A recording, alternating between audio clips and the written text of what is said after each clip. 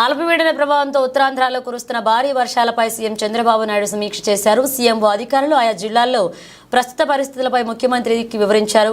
కలెక్టర్లు, జిల్లా స్థాయి అధికారులు తీసుకుంటున్న చర్యలు, అప్రమత్తతపై వివరించారు.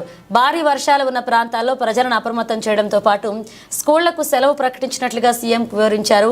కొన్ని ప్రాంతాల్లో పంటలు దెబ్బతిన్నాయని, వర్షాలు అనంతరం పంట నష్ట వివరాలు సేకరించి రైతులకు సాయం అందేలాగా చూడాలని సీఎం ఆదేశించారు. భారీ వర్షాల సమాచారాన్ని ఎప్పటికప్పుడు రైతులకు చేరేలాగా చూడాలని సూచించారు. అన్ని స్థాయిల అధికారులు పూర్తి అప్రమత్తంగా ఉండి పనిచేయాలన్నారు ముఖ్యమంత్రి.